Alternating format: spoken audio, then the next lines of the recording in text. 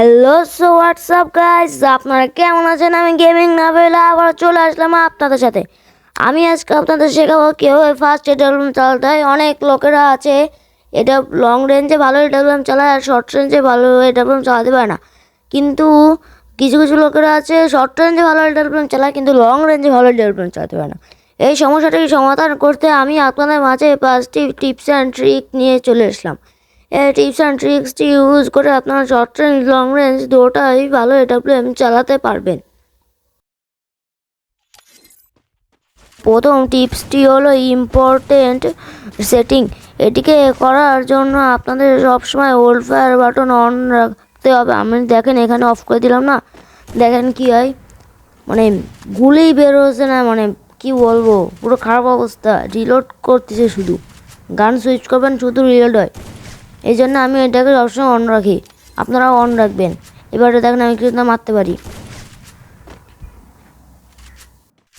তো আমার দ্বিতীয় সেটিংসটা হলো ইউজলেস বাটন।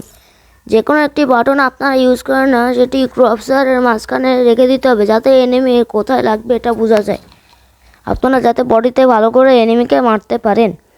এই জন্য এটিকে আমি এখানে রেখে দিলাম। দেখছেন পেট ইমোট বাটন। এবার দেখেন আমি সব কিছু বোঝা যাচ্ছে। মনে করেন আমার ইচ্ছা হলো আমি মাথায় মারবো, তাহলে আমি মাথায় মারতে পারবো। এই দেখেন আমি এই যে মাথায় মারলাম, এই যে, আর আমার মনে করেন পায়ে মারতে ইচ্ছা হলো আমি পায়ে মারতে পারবো। তো আমাদের দ্বিতীয় টিপসটি হলো ওই সেন্সিটিভিটি সেটিং। আসলে এই সেন্সিটিভিটি সেটিং একটা গুরুত্বপূর্ণ জিনিস। এটা করার জন্য আপনাদের সেন্সিটিভিটিতে যায় স্নাইপার স্কোপকে ঠিকঠাক রাখতে হবে। যাদের ফোনের র্যাম 4 থেকে 3 GB তারা 50 বা 40 রাখতে পারবে। দেখেন আমি এখানে আমি আইফোনে খেলতে, এই জন্য আমি 60 সেন্টিমিটার রাখছি। দেখছেন কত নরম হতেছে। এখন আমি যদি 15 রাখি, আমাদের যারা আইফোনের 10 বা 11 এরকমই খেলে 15 রাখি, তাহলে দেখেন একদম ঠিকঠাক হবে।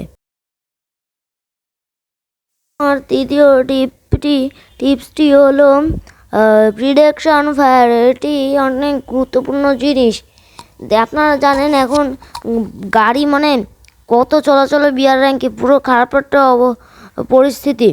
আপনারা জানেন যে ম্যাচের লাস্টের দিকে অনেক গাড়ি চলে। এই গাড়িগুলো এনিমিদের মারার জন্য প্রিডিকশন ফায়ার দরকার। দেখতে পাচ্ছেন আমি একটা গাড়ি এনিমিকে কীভাবে মেরে দিলাম। এটির জন্য প্রিডিকশন ফায়ার দরকার। এই প্রিডিকশন ফায়ার করার জন্য এনিমি যাবে ঠিক তার একটু সামনে রেখে দিতে হবে এমটা, মানে মানে সেই সামনেটুক রেখে দিতে হবে। সেই সামনেটুক যেন হয় যে সেই সামনে দিয়ে শিওর হবেন যে সেই সামনে দিয়ে যাবে এনিমি।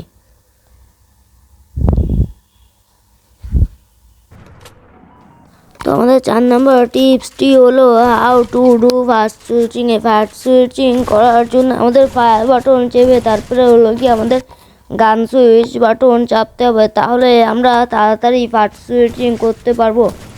দেখতে পাচ্ছেন আমি কত ফাস্ট সুইচিং করতেছি গান, এরকমভাবে ফাস্ট সুইচিং করতে হবে। তো আমাদের 5 নম্বর টিপসটি হলো প্র্যাকটিস ইন ট্রেনিং গ্রাউন্ড। এই ট্রেনিং গ্রাউন্ডে প্র্যাকটিস করতে হবে আমাদের প্রতিদিন 20 থেকে 30 মিনিট। এটি একটা ইম্পর্ট্যান্ট জিনিস। এই প্র্যাকটিস করা অনেক একটি ইম্পর্ট্যান্ট জিনিস, আপনারা এটি মাথায় রাখবেন। প্রতিদিন আমাদের 20 থেকে 30 মিনিট প্র্যাকটিস করতে হবে, এটা মাথায় রাখতে হবে আমাদের। তাহলে আমরা বড় বড় ইউটিউবারদের মতন আমরা এডাব্লিউএম চালাতে পারবো। তো আজকের মতন এই পর্বটি শেষ। Bye bye.